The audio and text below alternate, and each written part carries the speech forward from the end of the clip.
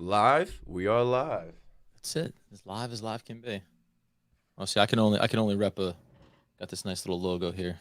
I like yours better. A little more I mean, I official. was feeling some type of way. I'm like, bro, I got to start repping KD. I got to remind people that KD is on this team. I got to remind people that this is Kevin Durant's team. There's no leadership right now because we don't have Kevin Durant.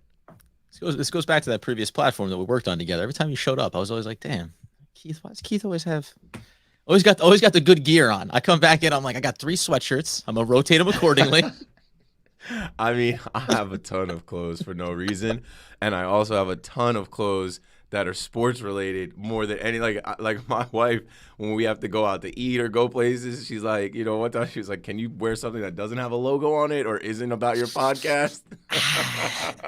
I'm like, "Yeah, I should probably have Friends of some other mine. clothes. I should have some other fits that are not sports related, but like." I think about sports a lot, like majority of the day, and then when I get dressed in the morning, I'm like, how am I feeling? How do I want to express myself? Today I was tired, so I'm like, I'm gonna rock the shades on the pod because I have bags under my eyes. You know, That's a man Mark, who's what hustling. up? That's a man Talking who's working. Nets, X Locked on Nets, collab of the century. Boom, boom, boom, Oh, look boom. at that. We needed it. We're going through a rough patch. We're going through a rough patch. And this is going to be a little unorthodox as far as how we usually do the pod, but we will start soon because I just was telling Adam I got to get to it faster, man. Some people probably get to the channel and they're like, oh, I thought the episode started. And then I always put in the comments, like, episode starts at 10 minutes. All The right. build up though. You got to build it up. So we are recording. We are live. I just want to get the link on Instagram. And then once the link is on Instagram, we can roll. So Looking forward come to it. on in, everybody. And then, yeah, I should definitely retweet this from my account. I should be doing the same thing. Look at me. I'm I the got worst. Like, I'll literally, like, I don't think about followers enough. Like, I'll literally forget to do that. And I'm like, you're an idiot. You have a bunch of followers that, I don't know, if 10 of them would like to watch you talk about the Nets that are Nets fans and they didn't know, like, that's a disservice. So let me tell the folks on IG and on my Twitter that we are live and the show is about to start in a couple of minutes. It's important for us to talk about the state of the Nets. You can gotta overreact. keep our ears open. If it sounds like you're hearing Doug Norrie come across, just be ready. I feel like that. He's in the weeds, looking to get after us. Yeah, the chat is encouraged for an episode like this. I think I only have 3 voicemails, so the chat is encouraged. Your chat questions are best for last. So obviously, you guys can talk in the chat amongst yourselves, get the chat going with your comments and your thoughts. But if you have questions for Adam and I, save it for the end.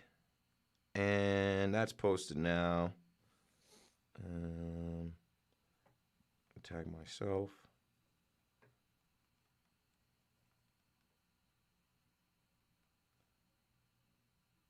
And let me tag.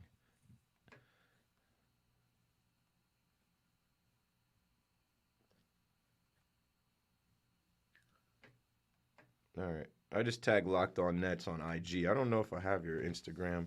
Maybe you're not as big of an Instagram guy, but it's time I to should be discuss. bigger. I should be deep in it, but I'm not. Nah, you handle your business, bro. I'll tell everybody how we used to work together and how we know each other in a couple seconds. Okay, here we go, folks. Is Keith wearing pit vipers? I guess something like that. Is that what these are called? I got these for Christmas. This is actually the first time I've worn them. I'm only wearing them because they match my KD. Some of y'all weren't here when the Nets actually had the Coogee logo on their jersey, so you don't even understand what you're looking at with the Coogee print and Kevin Durant. But yeah, I also have the shoes to match, and that's just the way I was feeling today. My anxiety has been so bad because of the Nets. Tell me about it. I'm tired. I'm wearing the shades because I could not get myself to relax and go to sleep because I'm like, this sucks. And then I'm like, I know I have to do Talking Nets tomorrow and then get on the radio tomorrow, and this is not ideal. All right, let's do it. from the top. Here we go. In 5, 4, 3, 2, and 1. Talking Nets, episode 148. Keith McPherson joined by Adam Armbrecht from Locked On Nets podcast. Yes, this is another collab. Talking Nets, Locked On Nets.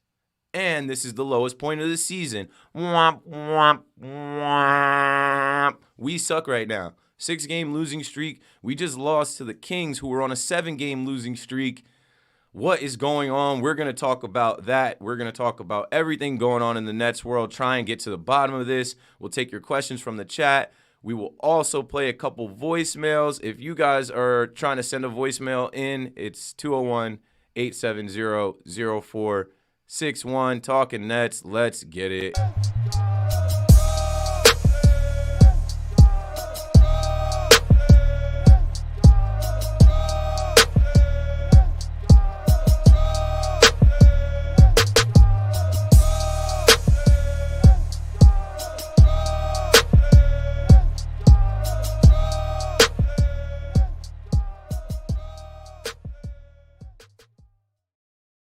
Yes, sir. Welcome back to Talking Nets, episode 148. Keith McPherson, joined by Adam Armbrecht.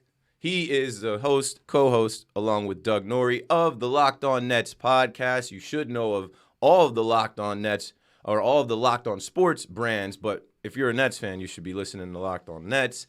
Adam and I used to work together doing Sportscaster stuff. Sportscaster was a platform where sports broadcasters or aspiring sports broadcasters, whatever, we were all talented, got on and talked about different sports, mostly basketball, and then you could find those clips on clutchpoints.com articles in different places. Sportscaster does different business now. We've both gone on to do different things now, but there's been some time and I was thinking that, hey, I got to reach out to Adam. Adam actually saw me at the game a couple weeks ago. Got blown off. The Lakers game, not even, but that's a good story. I'm coming in the media entrance now, not flexing, but your boy is fully credentialed with the Nets, product of hard work. I brought Twitchy with me, my camera guy, and I got jammed up a bit at the entrance, just clearing myself, my credentials, and my cameraman. And I had to be on air at 6:30. What time do you think I was getting jammed up in the line? 6:15. It was 6:20 by the time I got over there. And on my way over there, someone taps me, says, Keith, what's up? Not the first time it's happened in Barclays Center with a complete stranger. I had to go to work. I had to be live on New York radio in 10 minutes. I made sure that I got to where I was going, and I kind of just, didn't blow you off, but it definitely came off like, yo, I don't give a fuck about you. But that's not how I move. That's not how I am. I just didn't know because Adam and I have been working online since 2019, 2020, 21. We never actually met in real life, in the flesh. That's what this whole pandemic did to us, right? We get to know people just through a screen, but now we're back in the real world, going to games, living our real life. And I missed my chance to shake the man's hand and say hello and introduce myself, but we'll get another shot. Adam Armbrecht, a.k.a. Double A, introduce yourself to the Talking Nets fans. Go for it. Dude, that's it, man. Listen, you did a great intro around it. It wasn't a blow-off. Anybody that knows Keith knows that that's not a part of his bag. But, of course, it also did look like, not to lose the audio. Hey, Keith. underneath the mask, walking around Barclays Center with Doug Norrie. Got to catch that game that did not turn out so good for the Nets. And by the way, that's a bit of a theme for these guys. But no, man, you laid it all out there. The defunct platform that got us kind of together, digital friends. I guess that's a thing now in the world. And listen, we've been covering the Nets on Locked On Nets for a long time now, going on a couple of years, feeling like it's been great to see the community around the Brooklyn Nets fan base really grow. Guys that are hungry to be talking about this team, even in what feels like the current low times. And listen, on top of that too, I'll do the little shameless extra plug. If you're into the Giants, man, One Giant Podcast, OGP, covering them over there too. So dialing in on all the New York, sports, and I'm ecstatic to finally be able to get together with you on this platform. Though I do wish you had maybe called me in at a high point for the Brooklyn Nets, not what feels like the low. I mean, when I reached out to you, I thought we were going to be celebrating the losing streak ending. We were supposed to lose that game last night. So let's not bury the lead. Let's get right into it. Your Brooklyn Nets are on a 6-game losing streak. Your Brooklyn Nets are just struggling in a way that I knew we were going to struggle, right? The last podcast with Mike Biseglia was called Weathering the Storm, right? I told y'all, because all you got to do is look at the schedule, look at our circumstances, and I knew we were going to struggle. But it's the way that we're struggling. That game last night was a winnable game, and the Nets blew it. And the Nets blowing a game like that shows me that there's no leadership, and that is why the podcast is called No Leadership, 6-Game Losing Streak, and that is why I'm wearing a Kevin Durant shirt, because Kevin Durant wins MVP just based off of this stretch of the Nets going 2-7 without him. Think about it, right? The most valuable player. Kevin Durant is able to beat Joel Embiid, who is in conversation and getting respect as the potential MVP. Our MVP was able to beat Joel Embiid alongside of a cast of rookies. That's the impact KD makes. That's the basketball IQ KD has. He's a freak. He is an alien, a basketball alien that we do not have. We also don't have an experienced head coach. Steve Nash is a basketball mind. He's a basketball legend. He's respected in basketball circles. But I think we can fairly say that he doesn't have enough experience and that he isn't a fully developed NBA coach. And that has become a disadvantage for a team that is struggling and that has run into a lot of adversity, and a team that has this cavalier attitude that it's just a regular season. These games don't matter. We'll figure it out right before the tournament, and then once we get in the tournament, we'll win. Well, we saw how that all worked out last year. It didn't. Second round exit. The universe was not ready for the big three, and it's still not. That brings me to James Harden and Kyrie Irving, who were supposed to be the leaders. Doug, why'd I call you Doug? Sorry. Adam, what can you say to me before I say it about James Harden and then Kyrie Irving? We don't have KD. We're leaning on James Harden. We've been all season and last year. We have Kyrie for the road game, but there is something up with the leadership, and there's something up with the message between Nash, who I spoke on last night. Nash is in the post-game press conference, and he's not mad. He's not upset. In the game, he's not upset. Like, he's almost too chill for me, where it's like, dude, I understand not overreacting and being relaxed, but you're a coach. You need something. And then Harden saying, all of this is happening to us. Like, that quote from Harden, like, all of this is happening to us. The sky is not falling. You are a former MVP and All-Star. No one feels sorry for the Nets. Those days ended a long time ago. I lived them. And Kyrie, his choice to not get vaccinated, hopefully now is in the past because no one asked about it in the postgame. But his looming return to Brooklyn from either an exemption or a mandate change is a factor in all of this too, and the special treatment he's gotten. So take it away, Adam. Just your initial thoughts on the leadership and the three guys I mentioned in Nash, Harden, and Kyrie that are supposed to be the leaders right now while our leader is absent. Yeah, and that's what it is. Whatever you think around Kevin Durant and his, quote, leadership style, his presence is the leadership, right? That's what it is. Be arguably the best player in the NBA. That's you being a leader. And you see the trickle-down effect. Everyone plays better. Everyone's game is easier around him. So that's the value, obviously, of having him, as if you need to explain that. The Steve Nash part of it, I think, is interesting because, yes, he is relatively inexperienced as a head coach, but we're in the second year of this journey for him, and he hasn't had all three of his superstars together on the court. So the process of developing the chemistry or making tweaks to the system, which, by the way, on a night-to-night, game-to-game basis, you can look at some of the play design or lack of play design that he puts out there, calls coming out of timeouts, use or lack of use of challenges in key situations, right? There's a lot of things you can point to with him that can be frustrating, but I do think you put this little bit of separation between what he's had to work with versus what he was supposed to be working with coming into it, right? The post-game press conference piece that you mentioned too is an important one. You want him to be more fiery. You probably want to, and I'll get to Harden in a second, be maybe a little bit more in his face in the game about it. But there's these two layers. He was brought in to be a personality manager and an ego manager, right? He's a former high-level MVP caliber point guard in the NBA. He knows the game. He knows how to relate to these guys. He's not so far removed from being on the court playing. So his job is to go out in the post-game press conferences and talk about, yeah, it looks like our legs weren't quite there, a little frustrating, kind of give these blasé answers, because I don't know if he fully has the authority to say something doesn't look right out there for our two key players last night, and maybe specifically James Harden, right? He doesn't look like he's fully engaged in it. I don't know if he starts to say that, if whatever rift you can create between the players and the coach, if that gets wide, if that gets more than a couple inches between them, it's not going to be one of the players that gets removed from this situation. It's going to be Steve Nash. But then you get to James Harden himself last night. I said it over on our podcast. This is going to be the theme going forward here. All the speculation around how invested is Harden. Is he frustrated that he's had to kind of do a similar lift by himself, quote unquote, like he did in Houston? That's why he joined the Big Three, so he could just be a part of this powerhouse team. Instead, now he has to run himself a little ragged. Now at 33, hamstring, wrist injury, being a little bit out of shape and taking longer to get yourself back into form. But last night looked like a guy that just as soon would not have played that game. He was disinterested. He was disconnected from it.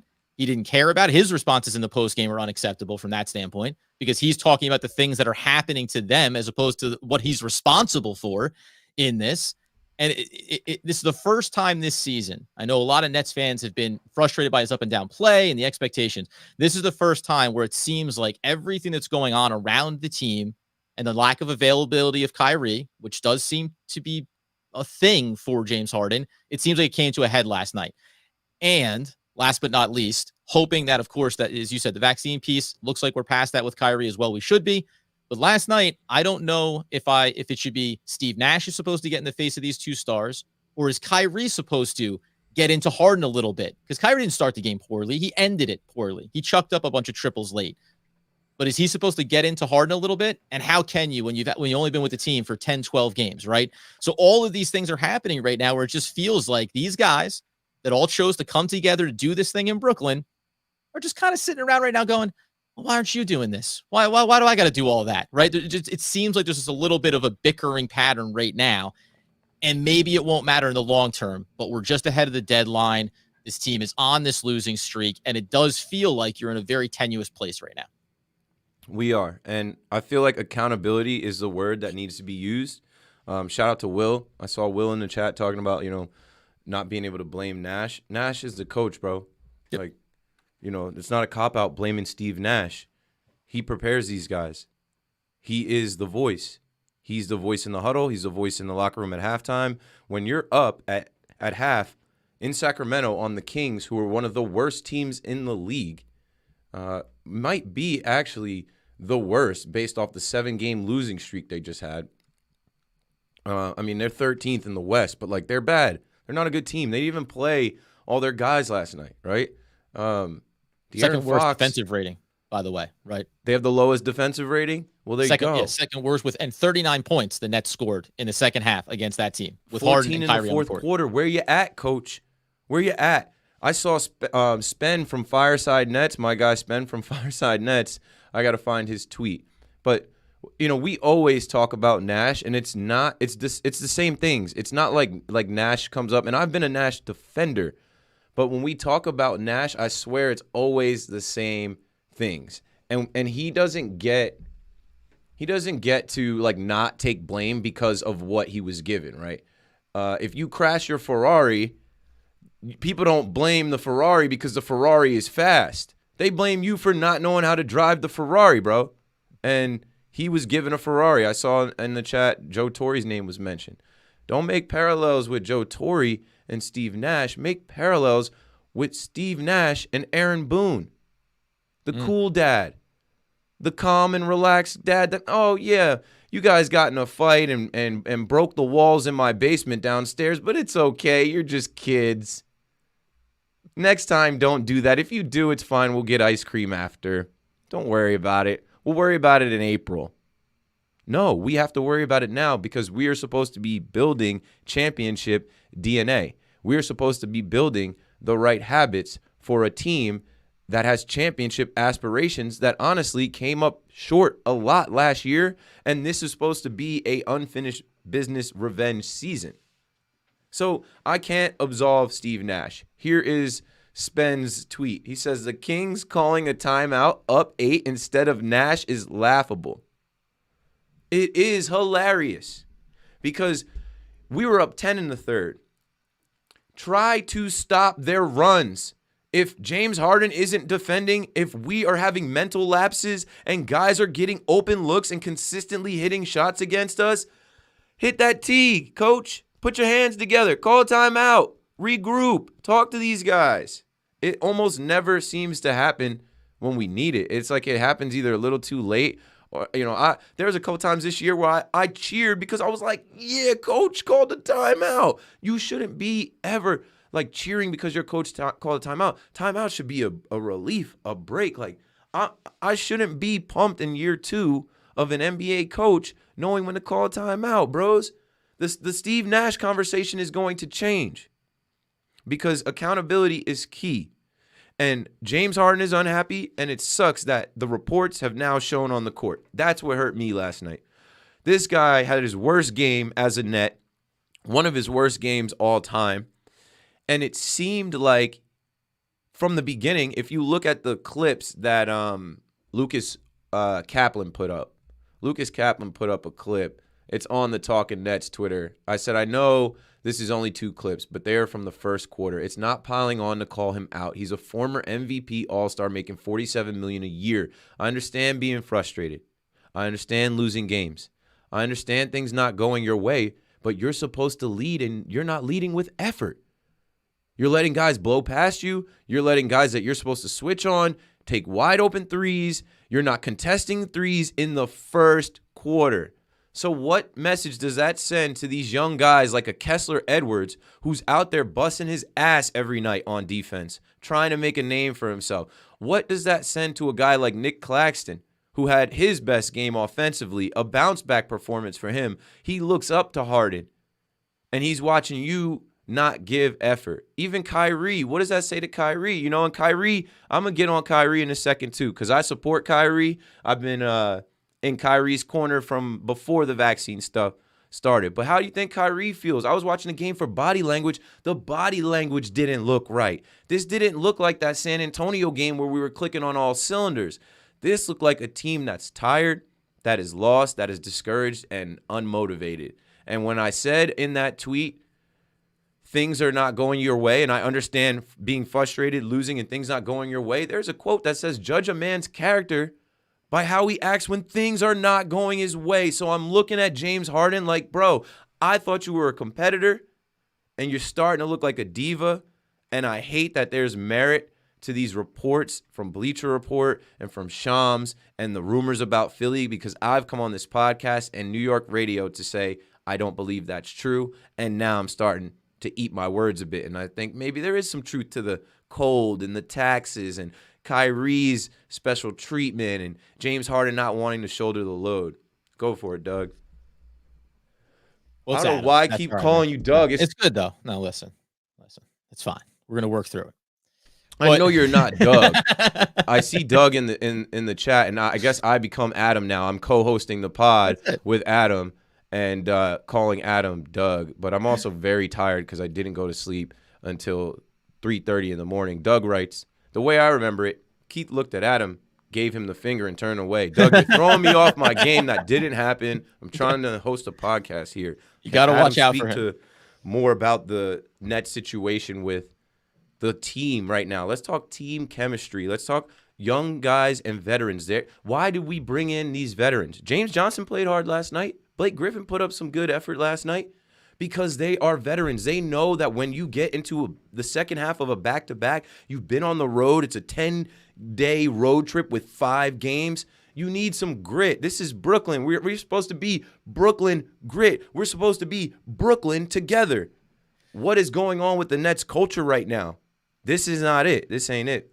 Well, listen, you mentioned about looking at body language and how it impacts other players. I'll put as crucial as anybody that watches how James Harden plays because of the style of his game and because his weakness is on the defensive end. That's Cam Thomas, right? Cam Thomas is a guy that has to work really hard in his young career to find value, to get himself in the right spots defensively. And to your point, early in this game, like you can look at the fact that he had more turnovers than points, James Harden, in this game. But you have to look at the fact that on the defensive end, it was like, I'm obviously not going to bother there. Now, we'll see what happens on the offensive end, but I'm clearly not going to do anything over here. Right. These are the Kings, right? I don't have to play defense against these guys. They're not going to hit shots. Dude, and when you see, like you said, Claxton has a great game for himself. James Johnson has a big performance. Patty Mills keeps doing what Patty Mills has done basically all season, outside of one 4-game lull where he was a little bit off from the perimeter. He's been one of the most reliable players on this team. I guess the thing that you couch some level of caution about overreacting to it is you go back to the offseason and all the different moves that the Nets made to reconfigure. That's the James Johnsons. It's LMA back out of retirement on this team. It's the Patty Mills signing. But you lose some other guys. You lose some perimeter shooters. We know we don't have Joe Harris right now. There is something to the fact, and this doesn't excuse James Harden, but there is something to the fact that the player out of the three that is most impacted by injuries and inconsistencies in the lineup is going to be James Harden. And you can label that as his style of play, or that maybe he's the first out of the three that is going to show a little bit of diminishment in where his game is right now, right? He is not the same level of player. Once Kyrie came back on the court and started playing in road games, it was the instant, hey, that's right. He's Kyrie Irving. He can do these things at all three levels. He can impact the game on every single possession, and he does it with consistency. Harden has been very up and down. So I do look at the continuity from a rotation standpoint, from players that you have in this lineup. We know that they've moved to Kessler Edwards, the young man who's doing a great job and effectively has replaced the 3-and-D value of Jeff Green that you chose not to bring back in the offseason. But you have to start to say, where were these pieces supposed to be slotted in to fit around the stars? And what level of insurance did you put behind these key pieces? Because as soon as Joe Harris went down, you started looking around this roster and thinking, so how many perimeter shooters do we have? Because there's no way the plan was to have Kessler Edwards be the third best three-point shooter, right? That's not supposed to be where this team is. So again, this seems to have reached a peak with everything going on around Harden and the rumors and the speculations. And also, what you probably all you need to see from Harden is still be giving the effort, because once Kevin Durant comes back, you're going to find rest. You're going to find a little pocket for you to get 10 days where you kind of don't have to do too much on the court. And instead of kind of playing that good role, it feels like, I don't know, maybe a little bit of pouting, right? A little bit of like public, I'm not satisfied with this. And it's a bad look. I don't know what the impact is here in the short term for the Nets. This is not the thing where some fans are saying, that's it, trade him for Ben Simmons right now before the deadline. Like, no, that's not going to be the case. But it is certainly a bad sign right now. And the longer that they struggle is the harder you just say, well, once Kevin Durant comes back, they'll win some games, they'll get in the playoffs, and they'll all be good. There's no guarantee that by that point, there hasn't become enough of these divides between some of these guys that the flow, the chemistry, and the continuity just doesn't exist. It just does not exist yet on this team. And we didn't think we were going to be 60 games through the season, 55 games through the season saying, we don't have that yet. This is 2 years now, really. This is 2 years into this process, and we're saying we're still not entirely sure what this team is at its highest peak level and the supporting cast members you've brought in now. Here's the James Harden clip of him just not playing defense to start the game. You see him leave a shooter wide open, cash. Then you see him, all right, shooter wide open, cash, 6 minutes in the first quarter. And the second play didn't clip. But the second play, he leaves a shooter wide open in the other corner, and all he does is step at him. He doesn't actually run to contest the shot. What I want to talk about next is to talk about Philly and Ben Simmons and Seth and Maxey and Daryl Morey.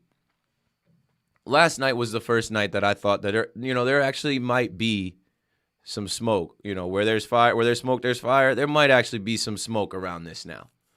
We are approaching the deadline. In Marks we trust. I expect a move to be made. It's funny, I was going into the deadline and I gave you guys on the last episode my guys that were on the block, right? I think I started off with James Johnson. I said James Johnson can go, bro. He's getting frustrated. He's committing fouls. He's not adding enough. But last night, I like what I saw out of him as a veteran, trying to win, trying to contribute, trying to score, knowing that Harden was having a rough night. But I don't know exactly his place. And as fans, we don't know any of these guys' places, right? Blake, Bruce, who else have people thrown on the chopping block? Obviously, Paul Millsap. But, like, we don't know these guys' places because there's a different starting lineup every night. There's different rotations every night. There's different guys on the court together. Sometimes there's guys on the court together where it doesn't make any damn sense. What are you thinking about Sean Marks, Philly, and if they're answering the phone for any James Harden calls right now? Yeah, 26, 27 different starting lineups for the Nets this season, just to give that sense of what they've been rotating. I think we set the record last year at like 36. Are we trying to beat that? We're about to top that. Any record is a good record, Keith. That's what they always say. If you can set one, you got to go for it. I don't know. I think, again, the list of players that you would put there, you mentioned like James Johnson. I'm okay with him. I think, again, he's been elevated to a higher role than he should have on the team. Blake Griffin's a guy that I've just been talking about, where if you think about this team when fully healthy, Blake Griffin still has this great value, and he's actually stepped up in these last handful of games to show you that he can still be an important piece to this. The problem to me is, where do you value Ben Simmons right now? Like, if you pull back and think, well, Ben Simmons is as much a headache as any other player in the NBA as far as highest level profile guy that's been a problem. I mean, he's effectively said, I'm just not going to play. I didn't like the way I was talked about after a playoff loss. I'm done in Philly. Is that automatically the guy that you want to go pursue just because there's this projection that in the offseason, James Harden may want to go there? You get to the offseason, you do the sign and trade, you get him his max money, and you work towards what you get back from Philly at that point, I think, which by and large, from the Nets standpoint, like, if you're going to give me, I saw somebody in the chat say, Tobias Harris and Ben Simmons. I mean, there's some version of that I guess you could examine. But for the most part, you said, I want assets back, because Ben Simmons for James Harden is not a one-to-one, although Harden seems to be diminishing his value at the moment. I don't think that level of trade is what's coming for Brooklyn. Like, the first thing you have to remember is what's happened the last couple of years around the trade deadline. Sean Marks has looked for buyout guys. That's the first and foremost piece. What's the little addition that we make here? If you're the Brooklyn Nets, shy of having closed door conversations with James Harden, where he says, like, listen, the writing is on the wall here for me. I'm going to be out the door now or in the offseason. I think I'm probably done here. Shy of that being the case, for Sean Marks and the Nets to say, we need to make a big move here because we've suffered injuries and because of a COVID protocol and a mandate in the city that's prevented Kyrie from playing, that would feel a little bit reactionary to me. There is still this world, even if James Harden is a little malcontent right now, we're 100% healthy. Kevin Durant, James Harden, even Kyrie Irving just on road games is still, they're plus 300 to win the championship. They're still there to be winning the championship. The little tweaks you look for around this roster is another perimeter shooter, because I think the biggest concern you have to look at right now is probably Joe Harris ahead of the deadline. He had that surgery, remove a piece of bone from his ankle, as we've all done in our lives, and then he suffered a setback. It's not a zero-sum game that Joe Harris does not play again this year. And if that's the case, then you're looking for, how do we get just a perimeter? Give me one more perimeter shooter here. Gary Harris, Orlando, right? A guy that could be on the buyout market. You look at Ibaka has resurfaced as a buyout guy from the Clippers. Like, I think that as of right now, the buyout market is where the Nets still are, shy of something manifesting itself where it makes real sense to put Nicholas Claxton into a package, a Cam Thomas, a Day'Ron Sharpe. Like, it's going to be the young guys that another team's going to want back if you're going to get a player that can really contribute. And then you get back into the money piece of it and balancing the books. And Bruce Brown has a no trade clause in his contract, and so does Blake Griffin. So none of these things are just dial up the trade machine. I like that shooter, let's bring him over. Or even the piece with Philly. Is Ben Simmons a good player? Yes. Ben Simmons and Seth Curry, does that improve this team? With the way Harden's playing right now, 4-point James Harden, that makes the team better. But I don't know if you can just sit here right now and say, with 6 days to go, 5 days to go before the deadline, we need to pull the trigger on something, because that would be acknowledging that this version of the team, this experiment, has failed. And maybe it ultimately will. But I think the Nets are in the position of saying, we're going to ride with the plan that we had in place, which was bringing together these three superstar talents and trying to win a championship. Absolutely. All this conversation is for fans. This podcast, your podcast, is just conversation for the fans. And I think it's just conversation to help the fans kind of center themselves again and think about where we are in the season, the business of the things that go on in the season, like you mentioned, with guys having no trade clause and then us having traded player exemptions and the trade deadline coming. I feel like fans don't really fully grasp it. Sometimes I don't fully grasp it. I'm Googling and reading stuff all the time to make sure I know what I'm talking about before I talk about it. And by the way, those TPEs are tricky too, because not everybody's eligible for those. You look out and you go, oh, this guy's money makes it. He falls underneath the 11.4 that the Nets have. Nope, he can't do that. By the way, a guy like Justin Holiday from the Pacers that would fit perfectly. Guess what? He's not vaccinated.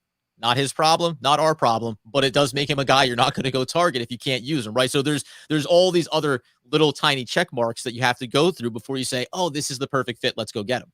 Yeah, and the same way I said no one feels sorry for the Nets, no one's trying to help the Nets either. Right. You have Kevin Durant, you have Kyrie Irving, you have James Harden.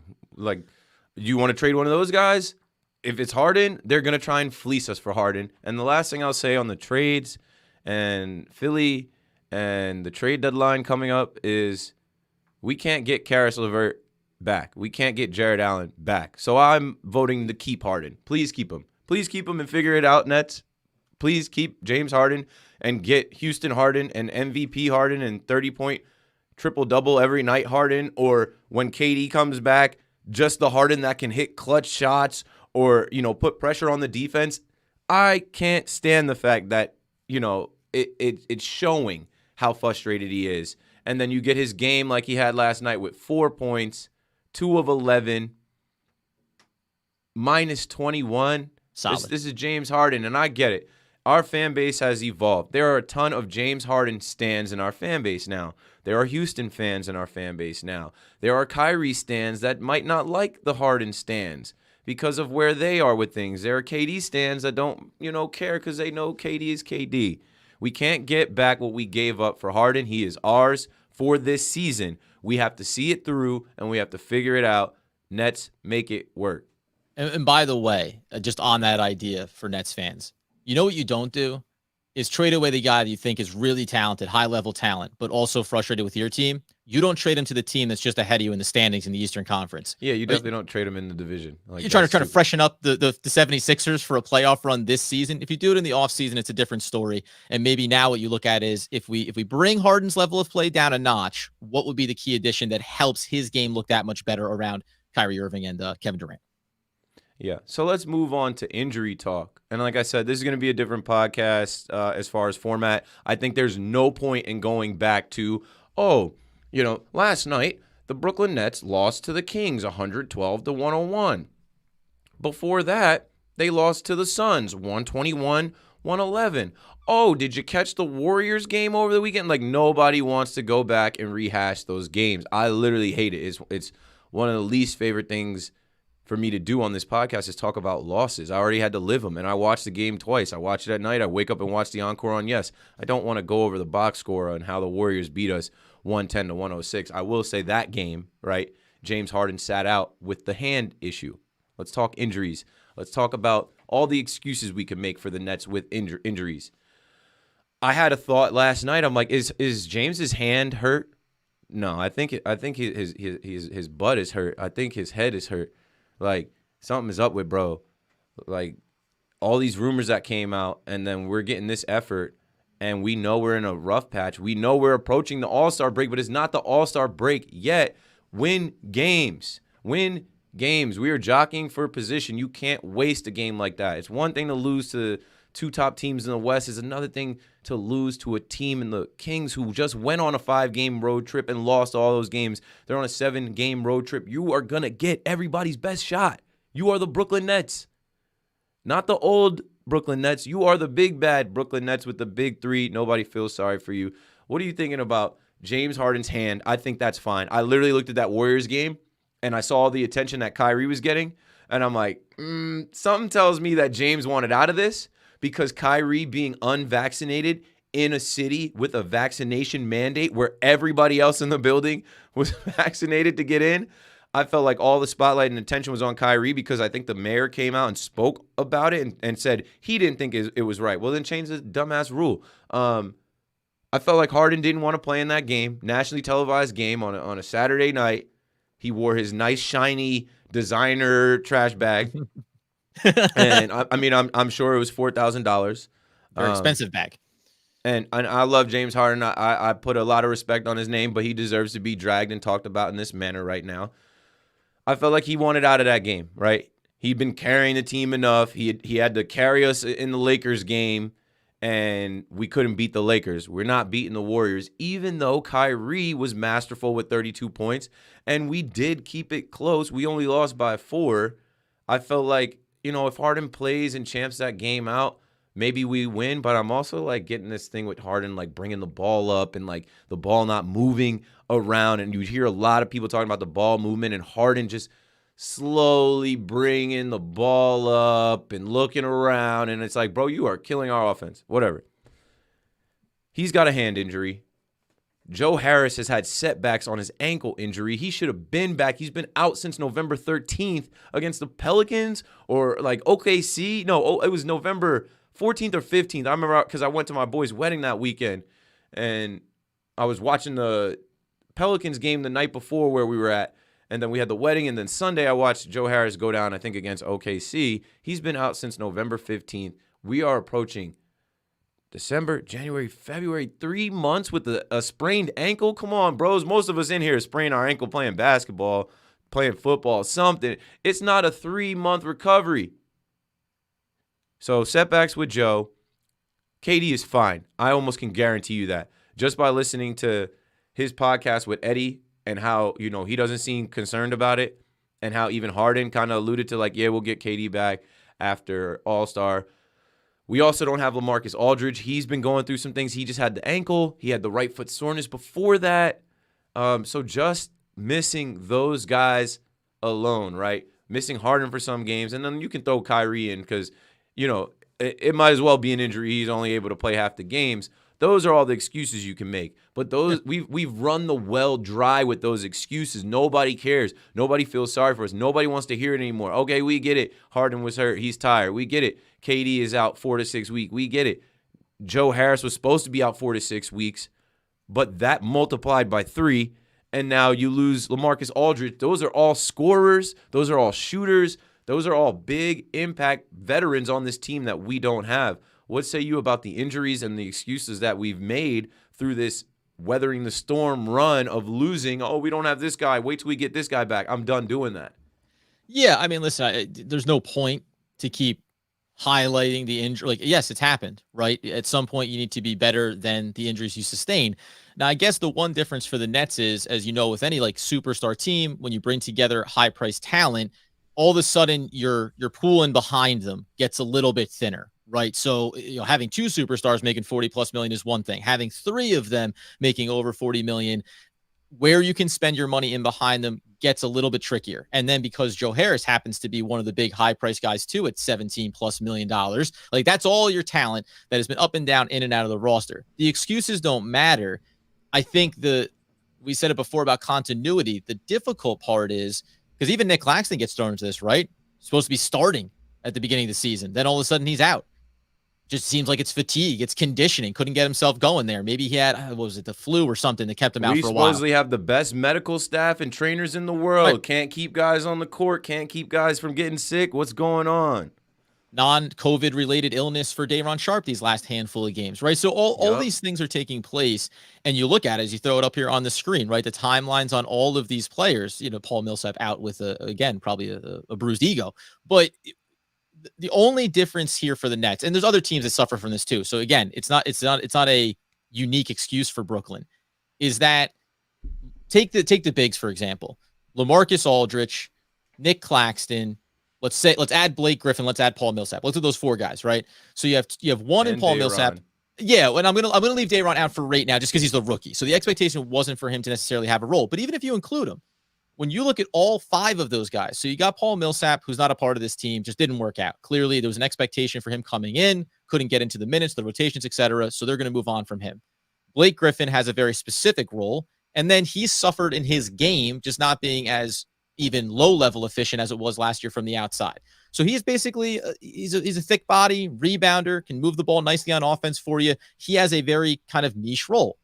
Nicholas Claxton, run the floor, attack at the rim, be a decent rebounder, defend at a versatile level defensively. Niche role. LaMarcus Aldridge, king of the mid-range game, not going to be a guy that you can run in transition with. It's going to be a guy that gets hurt in matchups against teams that get out and play at pace. Go back earlier in the year against the Golden State Warriors, where it was the second that he stepped on the floor, you went, that's a problem. And then even Day'Ron Sharpe, young, developing. All of these guys have these little roles that they fill, and they all work beautifully when you have all three of your stars out there. When you don't, this is where now the rotations, you start to go, what do we got? 3 out of 5 here are non-offensive weapons. That then all of a sudden the blitzing defenses start to go at Harden. They start to go at Kyrie, and it just makes a very disjointed sequence that we see with consistency, which does, by the way, if we want to say, what do I say on the injuries? I say, figure it out. You still have a lot of talent on this team, and that can come back to Steve Nash and saying, you're not shocked when these guys get hurt. It's not like they out of nowhere don't show up for game night for the tip-off. You know there's stuff you've been without Joe Harris for a long time, so you need to find a way to manufacture more perimeter shooting. You work Patty Mills into the starting lineup. You introduce Kessler Edwards. Where is the development of Cam Thomas at this stage of his career, right? Is he capable enough of doing it? So far, it's been too inconsistent. But these injuries can't be excuses. Everybody has injuries, especially still. The COVID protocols still impact teams across the league. There's some teams that have been at less, and they've had more success. Okay, fine. But the Brooklyn Nets are still a talented enough team. These veterans, I don't know. I'll ask you, what should this team be if you only have James Harden or you only have Kyrie Irving with this other complemented cast? They're still an above 500 team, shouldn't they be? Like on paper. Now they haven't been, and they have not performed to that level when those opportunities have come. We shouldn't be at 22 losses. I just think there's been like 2 or 3 games where it's like, come on, we could have stole that game, or we should have won that game last night. And I don't feel sorry for these guys, right? I look at the whole NBA, and I know as Nets fans, we get blinders on and we just watch the Nets and we just focus on the Nets, and we're only in Nets circles and we're only having Nets conversations. There's not that many of us, so I get it. But if you look at the entire NBA has dealt with injuries. The Miami Heat lost Bam for some time. Anthony Davis had the same injury that KD had. He was out for some time. The Chicago Bulls have been able to hold the number 1 spot. They lost Zach LaVine. They lost Derrick Jones Jr. in the first couple seconds against us. Then after that, they lost Lonzo Ball. You all saw Grayson Allen break Alex Caruso's wrist. They're not, they're still in first place. They're figuring it out. They have a great coach, and they have enough talent. They empty their bench. Even the Cleveland Cavaliers, right? They're in 5th. They're outperforming everyone's expectations. They're only 2 games out of first. They've been without Lauri Markkanen, Ricky Rubio, Darius Garland now, who they need is a guy that is day-to-day. I could go on. Joe Ingles just tore his ACL. He's out for the Jazz. We play them Friday. Joe Ingles is a starter for them, a shooter for them. That's Patty Mills' boy. Australia. Who else? I mean, the Nuggets, right? We're about to play the Nuggets. I could literally just go through our schedule of who these guys are missing. Have you seen Jamal Murray? Jamal Murray, I haven't seen since the bubble. The Nuggets are missing arguably their second best player behind Jokic. So nobody feels sorry for the Nets. I wish they would figure it out with Joe Harris sooner rather than later. But in weathering the storm and understanding where we're at, you have to understand that we are how many games in here now? Just over 50 games. We're 29-22. We're 3.5 games out of first. We're in 6th place, and we're weathering the storm without KD, without Joe Harris, now without LA, without Day'Ron. Like, we've been missing guys. Our team hasn't been whole. It's not an excuse. We can't keep making excuses because the Nets roster was built to be better than this, but you got to understand this is temporary. The fans that are out there talking about, oh, shut it down. The Nets are done. They're not going to win anything. The Nets are going to be in the play-in game. I can't believe this failure. We were so close last year. Last year was last year. Has nothing to do with this year. I don't care if you enjoyed the magic carpet ride last year better than you're enjoying this ride. It doesn't matter. It's a journey. It's an 82-game journey, not a 72-game journey like last year. It's an 82-game season. And these guys know that because they've mostly played 82-game seasons. And these coaches know that because they play in the league as well. And they don't panic. And then when you watch the postgame and you hear Kerry Kittle say some of the same things that Kyrie said, and also Kerry Kittle's alluding to the fact that these are character-building losses. They suck as fans. But, I don't know, some of us Nets fans have gone through a ton of losing streaks. I told y'all I didn't flinch until the Nets lost 7-8 games. Then I was like, okay, what's going on? We're about to walk into that. So this conversation is just for the fans, and it's hopefully to talk some people off the ledge and examine all the different things going around.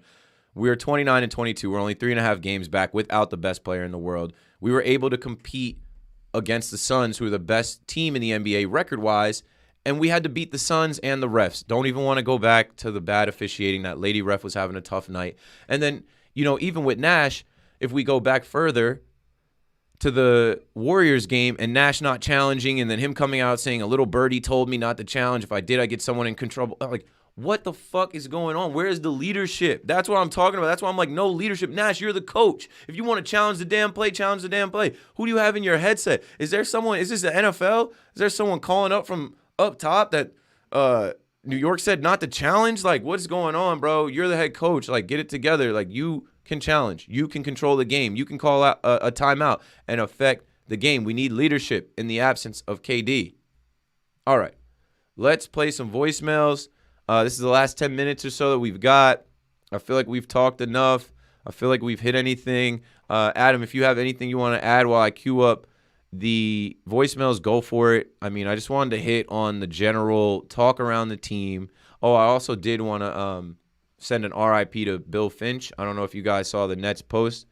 They honored him today, former Nets coach, and they just wrote, "We are saddened to hear the passing of former Nets coach Bill Finch. Bill was a tremendous impact on the game and the Nets organization. Our thoughts and condolences for Bill and the family."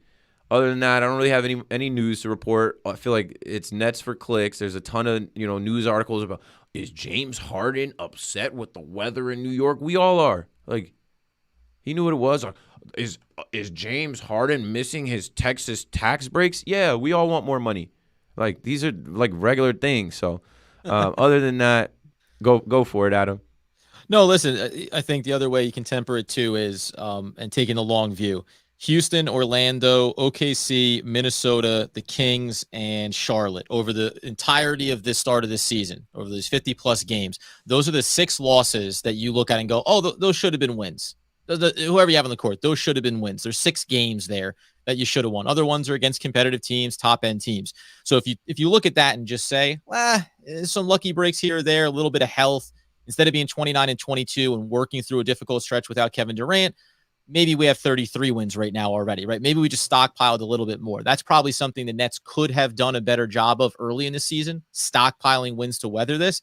And also, this is just a part of it. And when you're a fan of the team, you're watching every single game. If you're like Keith on the radio, on the podcast, if you're like Doug and myself, you zero in on all the little fine details, because guess what? By the time the playoffs come around, the little details do matter. The continuity, the rotations, the communication, all the leadership from Steve Nash and the key players, all those things matter. So you do look for all the little stuff along the way, but you do have to pull yourself back and say it's about the end goal. And at this point right now, there's still not a reason to sit here and say something has changed seismically. Shy of Kevin Durant having a real injury problem that holds him out and everything goes belly up, nothing has really shifted too far where you still don't think, let's get to the playoffs, let's be healthy, and let's see these big 3 players go to work. That man right there.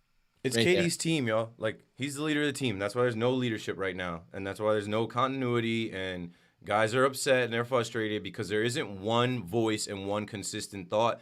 I'm honestly not worried about the team because there's more to be seen, but I am worried about the Nets culture. I used to be very proud of what the Nets built and the culture that I thought was there in Brooklyn, no matter what players were on the team.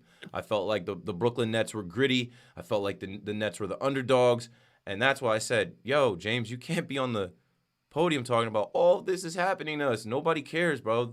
They prey on our downfall.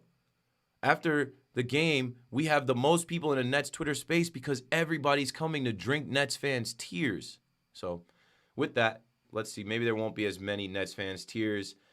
These voicemails, y'all, they got to be like a minute. I have 145, 155, 149. Like, you might as well come on and be a guest on the podcast. And, like, I'm having a bunch of fans on the podcast real soon. Enough people DM me about it every day, so we'll get to it. All right, first one. This is from Big Fan Breezy. He'll be on the next episode, I think. Yo, Keith, is Big Fan Breezy. Shout out to you, man. Listen, I know you might be close to Nash, might walk past Nash. And if you do, just let them know that the Brooklyn Nets fans don't care nothing about no birdies, no canaries, no parrots. Swans, none of that. You know what I mean? We love them, but when it comes down to NBA basketball, we got your back, Nash. The fans got your back. The team got your back. The city got your back. Put your foot on the coach pedal, and when you challenge those calls from now on, when you fussing with the refs from now on, remember that the city got your back and the Brooklyn Nets fans got your back. So never worry about a birdie from Sesame Street or any other birdies. Just know that we got your back, and we'll go the distance with you, Nash. You knew what you signed up for when you got here, and we want you to follow through. Listen, I like your nonchalant approach when you're able to calm players down in heated moments, but also I want to see you turn up. I want to see you hot and mad. I want to see you get upset, yell at a ref, get a tech. You still new to this, Nash. Have you got a tech yet? Have you been ejected yet? We want to see your passion. We want to see the urgency of you, realizing that you are not only a coach of a championship team, but you a championship contending coach. Give it your best, Nash. Nets fans is the best fans. We got your back, and the city got your back. Facts. Big fan Breezy, booked for next episode. And I see all y'all like, yo, I want to be on the pod. Yeah, everybody wants to be on a podcast. Nobody wants to actually produce and make and publish and promote a podcast. There's a lot of work that took me to get this to this point and even to keep this going. Like, WFAN does not pay me to do any of this. They probably don't even want me to be doing this because this doesn't do anything for my actual job. But DM me if you want to be on the podcast. We'll figure something out. I might just do a big fan episode with like 8 of us and let you guys just have at it because you hear me enough on the podcast and on the radio. But thanks for that call, big fan Breezy. I echo your sentiments. I didn't even know you were going to say that. I didn't screen these voicemails today, but I'm glad I led in with, Nash, the little birdie, like, bro, you're the coach, lead. God damn, we were waiting for you to just assert yourself and know who you are and who you represent. And like big fan Breezy just said, you got the Nets, the city, the fans behind you. We're with you. If you challenge that call in a moment and you lose, it's whatever. But like, we're trying to compete, have these guys' backs. Okay. Here's another 2-minute one. Hey, Token, that's calling in again. I don't know if this is going to make the podcast. I saw the tweet. You guys are recording in time for 1 p.m. But just thought I'd call and drop a message as to what I saw last night. And it's a regular season game. You can't win every game. It's a 6-game losing streak now. But what I saw last night from James Harden specifically was probably the most deliberate display of throwing a game ever from a superstar. Just lackadaisical. His body language, he just did not want to be there. The effort wasn't there at all. You can't win every game, but you can judge someone and a team based off of their effort. And as a collective, I thought the Nets, for the most part, they looked okay, but James Harden, he just didn't want to be there. And given the stories that have come out in the last week about how he's dissatisfied with his time in Brooklyn, he doesn't like the property taxes, the taxes as a whole, having to carry the burden with KD being out, with the seeds being planted for him to be in Philly. Listen, if this guy doesn't want to be here, put him on the block, see if you can get Ben Simmons and Nope. That's enough. Like, I don't need to play the next 30 seconds after, see if you can get Ben Simmons. I don't want Ben Simmons. We need shooters. Like, I don't want Ben Simmons who, 1, can't shoot, 2, is being a big baby, and 3, in the big moment, what happened to Ben Simmons? Did y'all watch the playoffs last year? In the big moment, you shouldn't be deferring, homie. I don't want you on my team. I'm not a fan of the Sixers. Like, I don't know how y'all got love for the Sixers. I got no love for Philly in general, and especially the Sixers team and organization. I don't know how there's so much as, let's get Ben Simmons. No, I don't want that energy over here. And like Adam said, they're in our division. We have to face them. Like, no. Next voicemail. Yo, what's up, Keith? This big fan Breezy. I was just calling on behalf of Breezy again. Show about to start right now called Leadership, and I want to say we kind of lack that without KD. I used to watch the post-game interviews when KD was healthy, and he is a leader on the floor and off the floor. And without him being there, I could see where we are missing the leadership. I call for the urgency of Nash to step up and be a leader. Challenge a call every game. I don't care what call it is. Challenge one of them. Right. And I don't have to play the rest because it's probably going to be exactly what you just heard Big Fan Breezy say about Nash, which a lot of us have been saying about Nash, right? When you think about the Nets, do you ever think about what would Kenny do?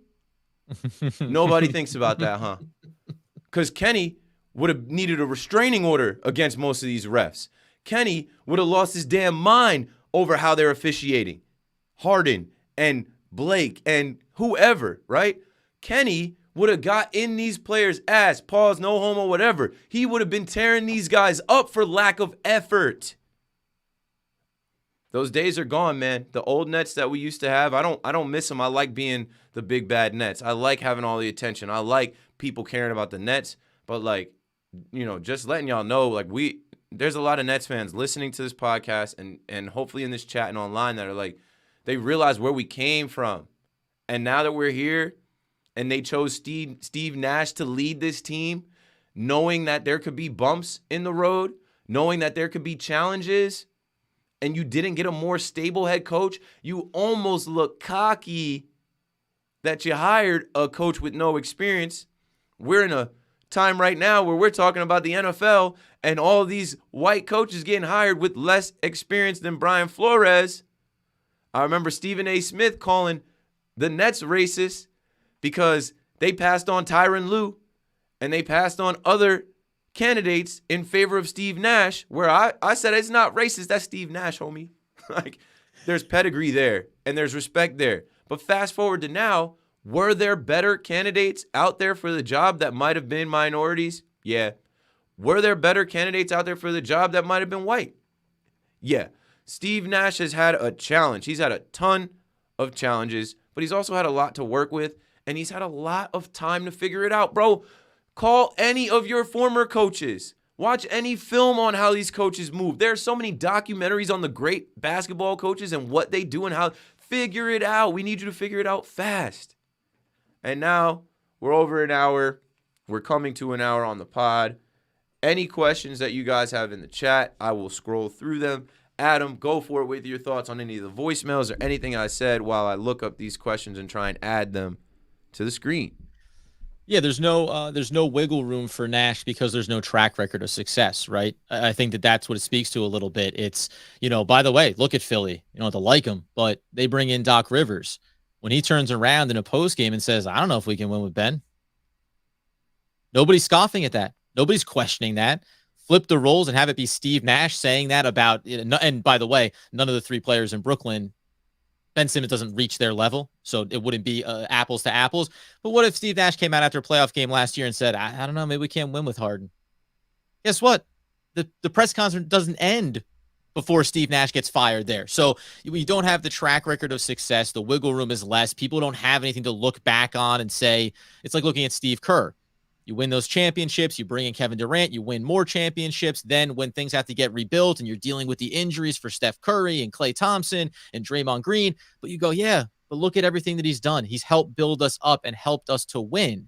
So we can always give him a season. We can give him 2 seasons. We can give him 4 seasons. It doesn't matter because he's proven that he can do it. It doesn't mean that Steve Nash isn't capable of doing it. It just means that we haven't seen him do it yet. Yeah, and shout out to Brandon in the chat and Will. Hit me. If y'all want to be on the pod, we can figure it out and schedule the time. This is a solo operation now, so I always need a co-host. But Brandon said Steve Nash isn't completely to blame. This is on everyone. We're not completely blaming Steve Nash. He hasn't shot one shot for the Brooklyn Nets. We're talking about accountability, though, and you are the leader. You are the coach. You talk to the media. You talk to the team. We could use some more out of Steve Nash. I wish they knew more about his personality and demeanor. I think they did. And they thought that like it was going to be the right fit for this team, but I feel like we need more. I feel like he needs to be more accountable. More fiery as a player, you would think, as at this point, right? You feel like he was more fiery when he was in the game than he looks like on the sidelines, and that can be misleading. He's paralyzed on the sidelines. It's like I watch him on the sidelines, and I feel like he doesn't know that he can affect the game. Like, bro, you are a part of the game, even though you're standing on the side. Like, you can call timeouts, you can influence these refs. Please help us. All right, what else? Let's see what else the chat has. Yeah, my guy Jarrett's like, I hate the 76ers too. I got no love for them. You don't remember Joel Embiid elbowing Jared Allen in the neck? Come on, yo. You don't remember Ben Simmons on Martin Luther King Day? I sat 6 rows behind the basket and watched Ben Simmons go for 34 points and a triple-double and just have his way against our team in, like, 2019. And I was like, yo, the fuck Philly, bro. Like, I don't want to do any deals with them. I don't want to see them prosper. I hope they stay out the way forever. I'd like to rock with them in a series. Let's see. I will do a deal, Harden for Embiid. I will put that one out there. I'm willing to make that trade. That one I would accept. Well, that's different. Embiid, I will say, as much as I hate Embiid, he has grown on me. I hated him in the moment when I saw him laugh about elbowing Jared Allen post-game. But, like, he's grown. Like, I mean, as a personality, his as a person. game and, right, his personality has grown since then. And I look at him as right under KD. And I value KD. I say we don't deserve KD because we don't deserve a guy that can do what he does on the floor and then also do what he does on the internet and then business and everything else. Like, we're going to look at KD when he's all said and done as, like, one of the greatest athletes ever. And now Embiid, I don't know exactly about all his business stuff. I'm sure he has some. But Embiid is the troll that can match KD, right? Because his game can match KD, and then he can also troll online. I think, you know, their whole dynamic where they had the thumbs up and Embiid was telling him to go home. Go listen to Eddie's podcast, the ETCs, the et ceteras. KD breaks down that whole thing and how that went down. It's all in fun. They respect each other. They're friends. Brandon, again, y'all killing Nash. Would you really like to know what coach would have done better under these circumstances? That's the thing, right? When you put a question out there like who would have done better under these circumstances, we'll never know. But we are saying that there was room for improvement. Adam told you there's 6 games in these 22 losses that we feel could have went our way. Maybe the little difference is coaching. You just watched the NFL this past weekend. I played football my entire life, and they said football is a game of inches. All of these games are a game of inches. The margin for error is this small, and anything can impact any possession or play that can change the game. So if you had a better coach, maybe you'd be better prepared. Maybe that coach could help you in the moment, and we wouldn't be in as dire of a situation as it feels being 6th place in the East, 3.5 games back, 60 games in, and not even, 51 games in and heading into the All-Star break. So, it's just as Steve Kerr before, right? Steve Kerr would probably known how to navigate this better. Greg Popovich, legendary coach, would have known how to navigate these things better. But go ahead. No, yeah, but like we also can't do this. Shout out to Will. Look at Ty Lue in LA. Not that great. It's a complete different thing. You think he'd be better with Kawhi Leonard? I think his coaching record and how he looks would be better with Kawhi Leonard, Paul George. Frank Vogel in LA. Would he have been better off if he had Anthony Davis all year and not had him be out? Like, of course. We got to keep it a buck, y'all. Like, I love Steve Nash as a player, you know. As a coach, I don't have any love for him. What has he done for us as a coach? Oh, he's handled adversity. Yeah, that's his job. He gets paid well to do that. He gets paid to put these lineups together. He gets paid to figure it out. He hasn't figured it out fast enough. And some of his lacks, or not his lacks, but some of what he lacks is made up for by Kevin Durant, by Kyrie Irving, by James Harden at times. These guys can just bail us out of situations late in games. Let's see. And someone says fire Nash. This is also the first time that I actually thought they might have to fire Nash. I don't think they will because this is a decision that was made by the organization. Remember, the organization got rid of Kenny Atkinson. And I wanted Kenny Atkinson to get a chance to drive the Ferrari after driving the Honda for X amount of years. Yeah. It's not right. And here we are with Nash, and people are back and forth on Nash. This was the first night where I was like, yo, they might have to fire Nash. And I know they're not thinking that, but I'm thinking down the road. They're not going to fire him mid-season. But I'm thinking, and this is what I'm going to talk about tonight. I don't want to give it away too much on WFAN. I'm talking about the future tonight. I'm talking about the state of New York basketball, where we currently are, and the future.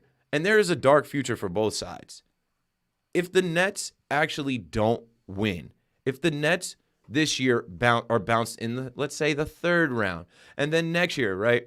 Are we going to go into next year?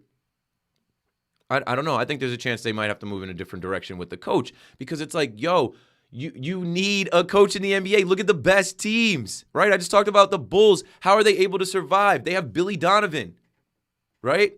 Monty Williams. Why do the Suns have the best record in the league? Yeah, they have Devin Booker.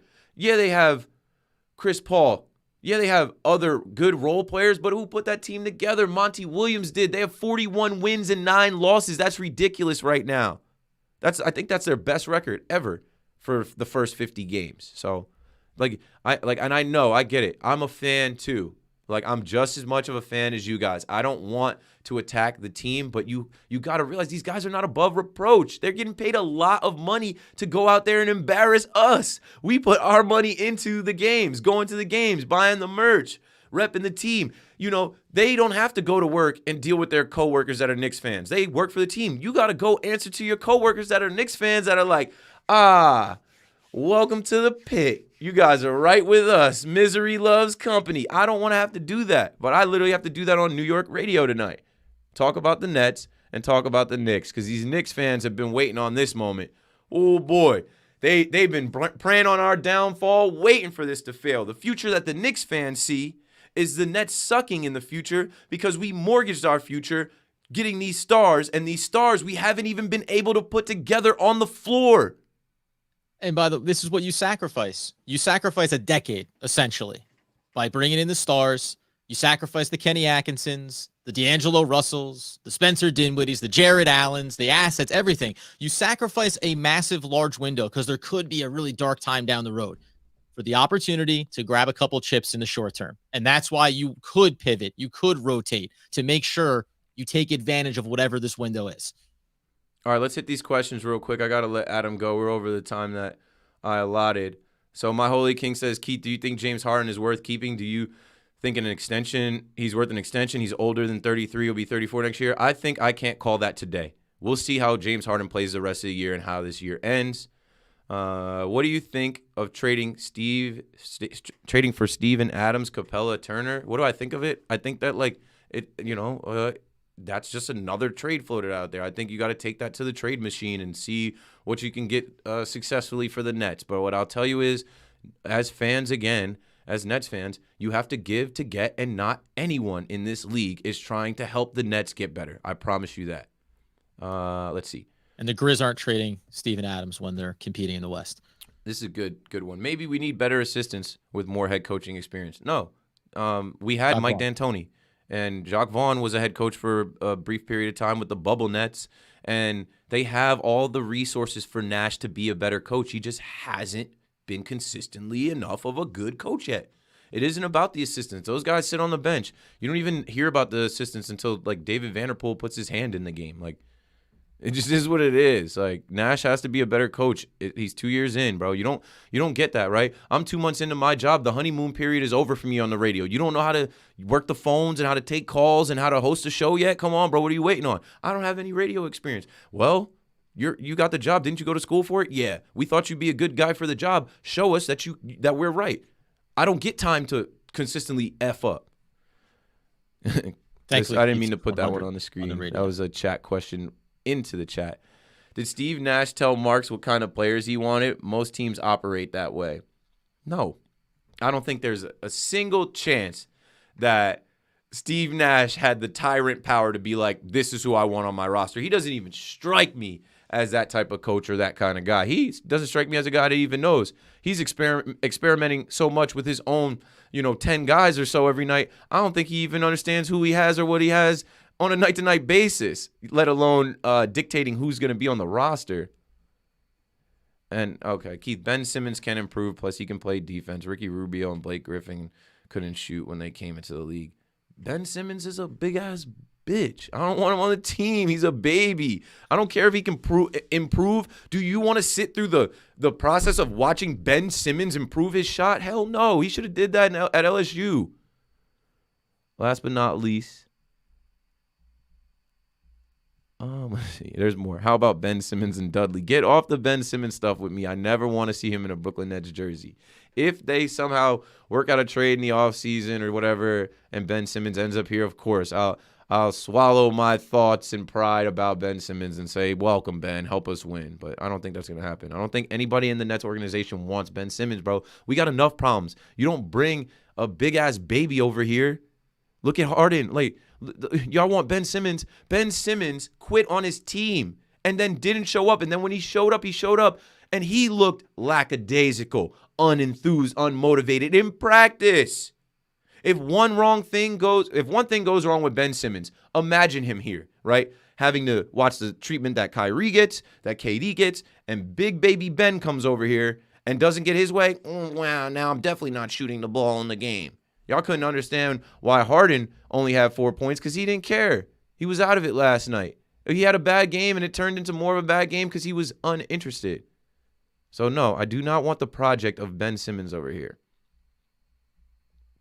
If we don't win this year, we still have KD. I alluded to this online, right?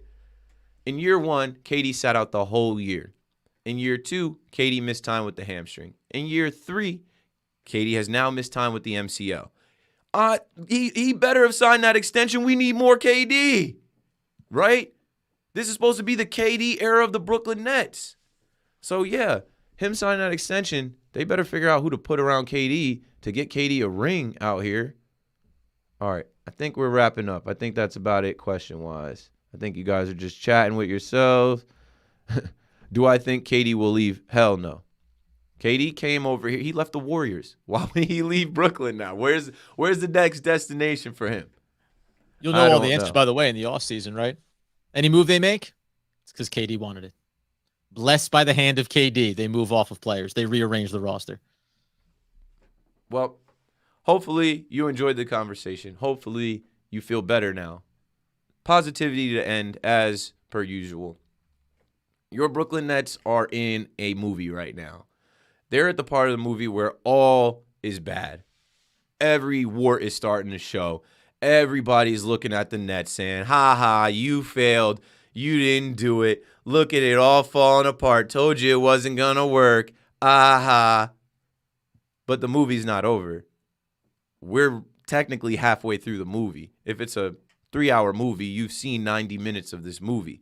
Stay tuned for the next 90 minutes. It gets better. KD comes back. We hope Joe Harris comes back. Before that, there's a trade deadline. We don't know what is going to happen with this roster with the trade deadline. Once again, I have to let y'all know, and I don't know if you guys, I'm a baseball guy. So baseball guys, we look at the standings, like we study the standings. We look at the standings day in and day out, night and morning. And I look at the standings, and when I see that the Brooklyn Nets are only 3.5 games out of first place, I'm chilling. That 3.5 games can be made up in a couple weeks once we're rolling again. And all it takes is us to go on a win streak and the teams in front of us to lose 1 or 2 games, and then boom, we're right back in it. And lastly, I have to remind y'all, the Nets don't care about seeding. If we end up this low seed and we sneak into the playoffs, it could be the best thing to happen for us. Think about it. We could end up in a position where our path to the finals just ends up being we don't know how it's going to shake out, man. It shook out last year where we drew the Bucks, and the Bucks got every break to help them win their championship, but we lost to the eventual champions. I can't wait to see how it all shakes out. The movie sucks right now. It's the part of the movie where you want to change, you want to watch something else, but keep watching. It's going to get better. Our world, Nets world. Adam, go ahead and add anything you have as we end this podcast. Listen, as long as you're in the playoffs, you'll take the big three. You'll take this roster. You're not going to worry about who you'll play. Just go ahead and take them on, get the wins, and get towards that chip. I mean, listen, I believe in what Keith's talking about. Steady as she goes. The story is not fully written yet. So it's stressful, but we'll get there. We'll get there, Nets world. Feels good about it, and I'm just happy to be on here with my boy Keith. It was a great time, man. This is awesome. Appreciate you, man. Coming up, the Nets will face the Utah Jazz in Utah tomorrow, Friday at 9. Sunday at 3:30, they will face the Nuggets in Denver. We just played them. Then we come home on Tuesday, February 8th. We face the Celtics. And then Thursday, February 10th, we go to Washington to face the Wizards. We should be able to at least split those next 4 games. We should be able to get at least 2 wins out of those next 4 games. I'll probably be back on Monday with the new podcast. Hopefully we get a win out of Utah. Maybe we shock the world and beat the Nuggets too. The thing about the Nets is, if they actually lock in, if they actually commit, and they actually focus, they have enough on the road to beat both of these teams. They just have to lock in, play defense, have better communication, and be about it. Right now, it's tough to be about it when the best player on the team that's available all the time, Kyrie is the best player on the team right now, but James Harden is supposed to be the leader. He's there in Brooklyn. He's there on the road. And if he's not enthused and he's not into it, it starts to bleed into the rest of the team. They haven't had a players meeting yet. Kyrie joked about, we haven't had a players only meeting yet. And if we do, I'm not telling you guys, but that could be coming. I don't know what to tell y'all. Feel how you want to feel, but have some optimism. You know I'm always glass half full, never glass half empty. That's all I've got. Make sure you guys subscribe. The YouTube channel is monetized, so if you could go ahead while you're watching, hit like, send this video, share it to someone, and say, hey, Nets podcast, these guys, they're talking about the Nets. They just dove in for an hour on the state of the team and what's going on during this 6-game losing streak. Subscribe to the actual podcast. The audio from here I do load to the podcast feed. Write us a review on Apple. That helps us look good as we are trying to become more profitable and bring on more guests and work with different brands and companies. You can also get gear like the hoodie I'm wearing. I saw a lot of you say you like the hoodie. This is Kevin Durant. This is Kevin Durant with the Coogee print, inspired by the Biggie Coogee print that used to be on our jerseys in 2018, 2019. Much simpler times. You can get that at shop.johnboymedia.com. John Boy and the gang are still keeping that stuff up there. Call the voicemail if you want to be heard on Talking Nets, 201-870-0461. That's all we've got. And you know how we end this thing. Let's go Nets. Let's go Nets. Brooklyn.